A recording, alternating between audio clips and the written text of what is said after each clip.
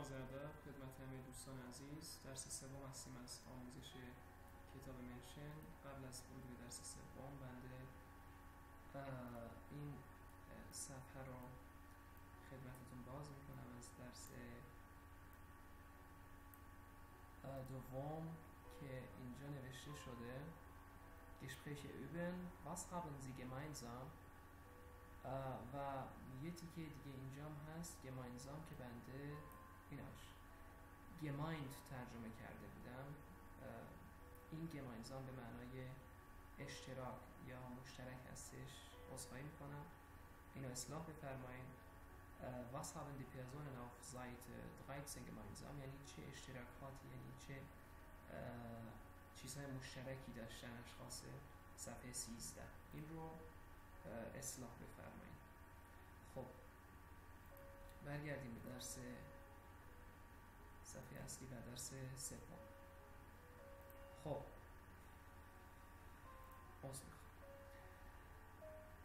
درس سوم Lektion 2 Das ist meine Mutter. خب das اسم اشاره هستش، یعنی هم روی جمع میاد، هم برای اسامی جمع، مفرد، مؤنث، خنثی، مذکر و واسه همه چیز میتونید das اسم اشاره das رو بیارید. Mein تا اینجاش یعنی تا انش به معنای مال من هستش و این به خاطر این اسم اومده.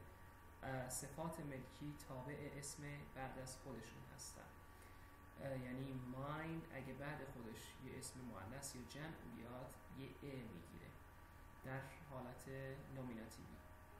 خب das ist meine Mutter یعنی اون مادر منه. Aufgabe 1 sehen Sie das Foto an, hören Sie und kreuzen Sie an. یعنی عکس رو ببینید، با دقت گوش کنید و علامت بزنید. قسمت آ Die Frau auf dem Bild ist Herberts Mutter. خانمی که در عکس مادر هربرته. هربرت اینجا آمده هربرت. هربرت اصلا ر نمیگم، من تو ترجمه فارسیش ر میگم. هربرت این اسم مالکیت اینجا. هربرتس موتر یعنی مادر هربرت. هربرتس هاوس یعنی خونه هربرت. خب Die Frau auf dem Bild ist Herberts Frau. خانمی که در عکس خانم هربرته. Glaube ich یعنی به نظر منم خانم هربرته یا مادر هربرته. Glaube ich nicht یعنی فکر نکنم. خب was sagt Mark یعنی مارک چی میگه؟ Hören Sie und kreuzen Sie an. گوش کنید و علامت بزنید. Ankreuzen کنید. Das sind meine Eltern. ببینید das اومده ولی Eltern یعنی پدر و مادر اسم جمعه. Das sind meine Eltern. اونا پدر و مادر من هستن. Richtig, falsch. خب باید حتما موقعینهاش رو گوش کنید. صحیح و غلط. Richtig یعنی صحیح، falsch یعنی غلط. Sie sind Schauspieler. اونا بازیگر هستن. Schau به معنای دیدن و از شو انگلیسی نزدیکه و شپیلر یعنی بازی کننده، بازی کن. سرجم شاشپیلر یعنی بازیگر. Sie leben in Frankfurt. اونا در فرانکفورت زندگی میکنن. Meine Schwester, mein Opa und ich sind auch Schauspieler. خب یعنی خواهرم، پدر بزرگم و خودم هم بازیگر هستیم. خب یه نکته، اگه قرار اسم چند نفر دیگه هم برده بشه و تو این اسامی اسم خودتون هم هست، اسم خودتون رو باید آخر بگید، همونطوری که تو این جمله نوشته meine Schwester, mein Opa und ich. نگفته ich, meine Schwester und Opa. خب ich studiere Physik. من تحصیل میکنم فیزیک، یعنی فیزیک میخونم. خب بیل لکسیکون رو میخونم. Der Vater یعنی پدر. Vater. Die Mutter یعنی مادر. Die Eltern یعنی پدر و مادر. Eltern. خب der Sohn یعنی فرزند پسر، همون son تو انگلیسی. ولی اگه بخوایم بگیم boy یه اسم سان یه اسم تو انگلیسی که یه تفاوت معنوی کوچیک بین این دوتا هست. باید بگیم یونگا. تو آلمانی به فرزند پسر میگن زون و به خود پسر یعنی بوی میگن یونگا. خب دی توchter یعنی فرزند دختر، که اگه باز بگیم girl این تو انگلیسی میشه daughter، ولی اگه بگیم girl یعنی دختر باید بگیم mädchen.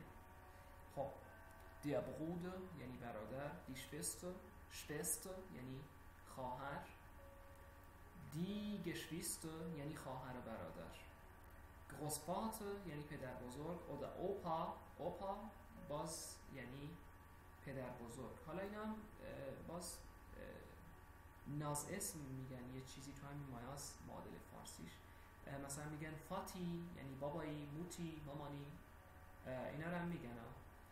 خب Großmutter یعنی مادر بزرگ، oder Oma. Großeltern یعنی پدر بزرگ مادر بزرگ. انکلین یعنی نوه دختر، انکل یعنی نوه پسر اگه این ای اینه بره. انکل یعنی نوه پسر.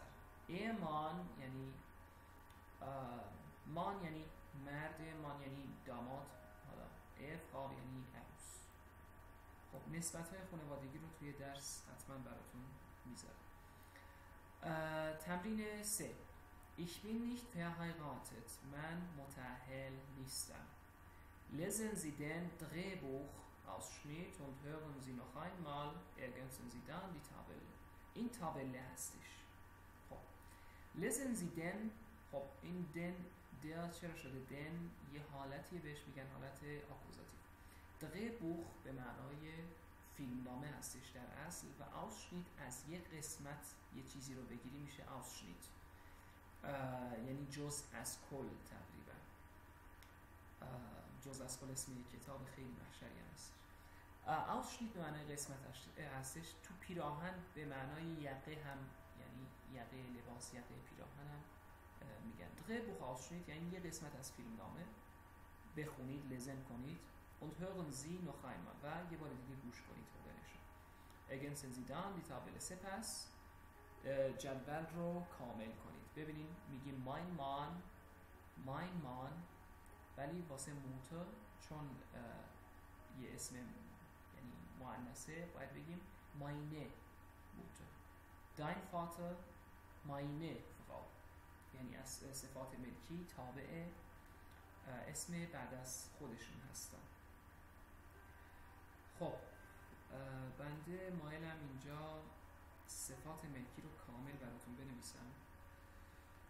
mine یعنی مال من، dein یعنی مال تو، sein یعنی مال او مرد، ihr یعنی مال او زن. حتما باید این ای کوچیک باشه. sein یعنی مال او خنثی، مال ما میشه unser.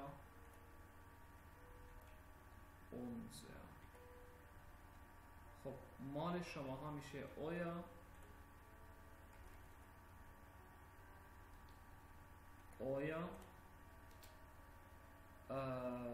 مال شما میشه ihr و مال شما محترمانه میشه ihr.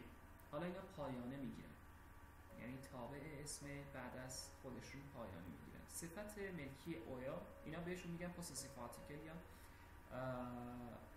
آرتیکل های ملکی. صفت اویا اگه هر نوع پایانه‌ای بگیره این ای دومش میافته اگه پایانه بگیره.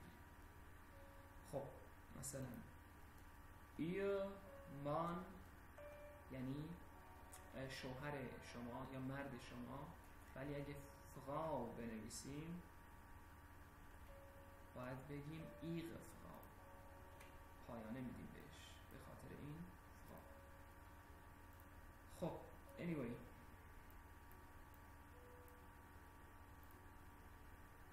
کجا بودیم؟ اینجا بودیم. خب این قسمت رو بخونیم. هربرت یه نفره، الویرا یه نفر دیگه است. الویرا خب Elvira میگه چی؟ Wer ist das? اون کیه؟ Ist das deine Frau? اون زنته؟ Nein, das ist meine Mutter. نه اون مادرمه. Deine Mutter? Das ist nicht deine Mutter. مادرت؟ نه این مادرت نیست. Doch. خب doch کی ما میگیم doch؟ چرا مادرمه؟ مثلا به من میگن تو شهرام نیستی، من میگم چرا شهرامم. خب این چرا میشه doch. Deine Mutter, das ist nicht deine Mutter. Doch. Sie ist nicht sehr alt. اون خانم یعنی خیلی پیر نیست. alt به معنای پیره. آره. Doch, sie ist 74. چرا؟ خیلی پیره. 74 سالشه. Ach Herbert. این آخ مثلا پرسه. Ist das deine Frau? زنته؟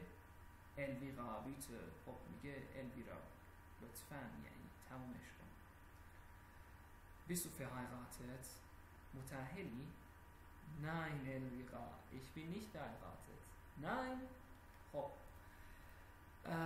jetzt sind sie selbst Schauspieler. selbst خب گفتیم یعنی خود یا self انگلیسی. حالا خودتون شما بازیگرین. spielen sie ähnliche Dialoge. ähnlich تا اینجا. ähnlich یعنی مشابه. دیالوگ خب یعنی دیالوگ. یعنی یه دیالوگ مشابه بازی کنید.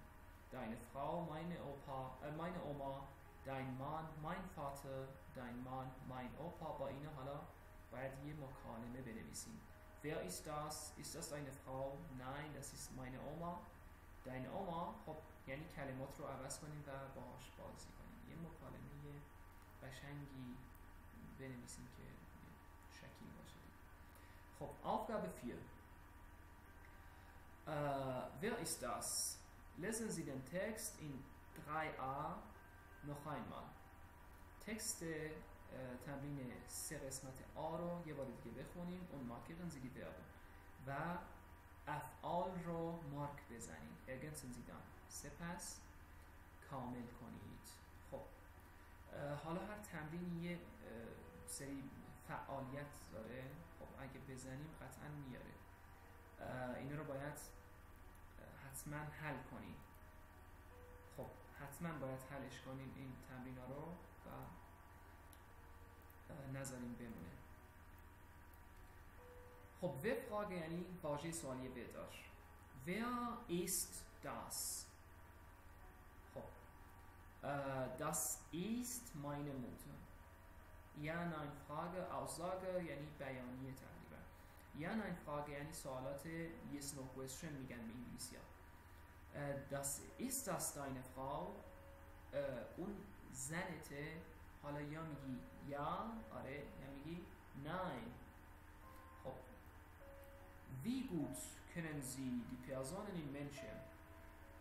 یعنی چقدر خوب میشناسینشون اشخاصی که در کتاب منشن هستن. arbeiten Sie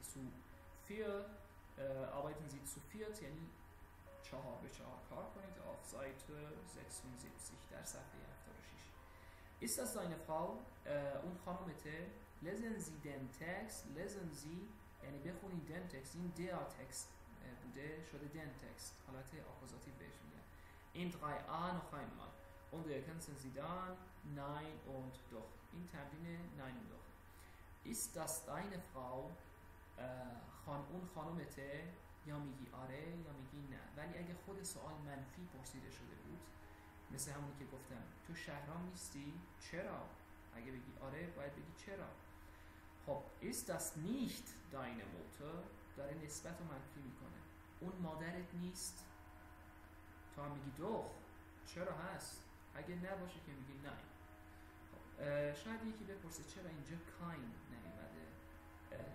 مگه موتر اسم نیست؟ نه این داین رو منفی کرده. یعنی نسبت خانوادگی رو داره منفی میکنه. نه خوده نگفته اون مادر نیست، گفته مادر تو نیست. خب قسمت ب یا nein doch üben. تمرین یا nein doch. arbeiten Sie zu zweit auf Seite 76. خب معنی نمیخواد. Max Familie خانواده مارک. Sehen Sie das Bildlexikon an und hören Sie. یعنی به بیلکسیکون نگاه کنید و گوش کنید. ergänzen Sie dann die Familienmitglieder. سپس کامل کنید نسبت‌های خانوادگی رو. فامیلmitglieder یعنی نسبت‌های خانوادگی. خب اینا اسامی هستند، اینایی که اینجا هستن و شما باید حتما اینا رو حل کنید دیگه. مثلا اینا رو بیارید اینجا و بعد ببینید صحیحه غلطه. حالا من الکی آوردم. خب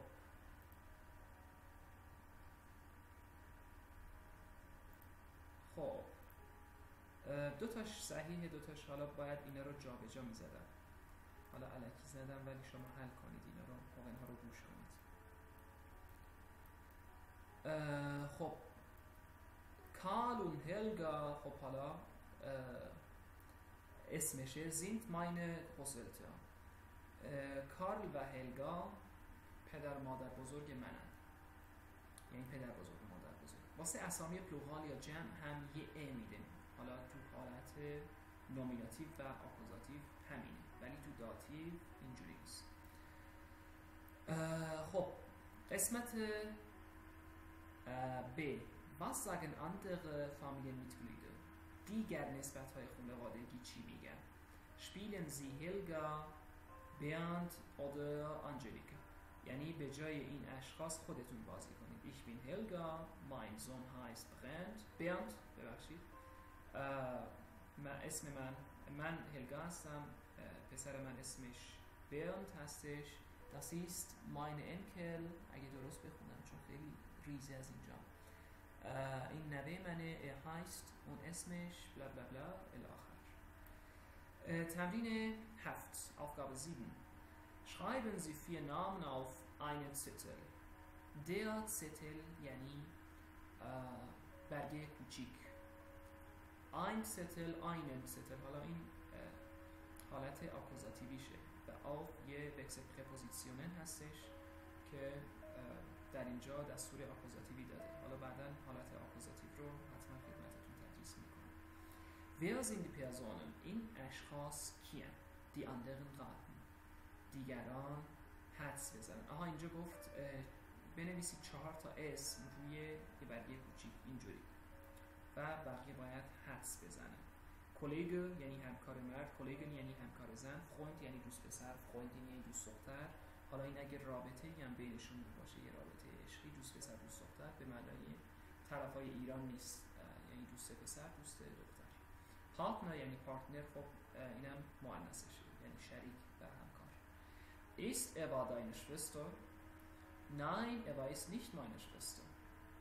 Ist sie deine Freundin؟ Ja, das ist richtig. Eva ist meine Freundin.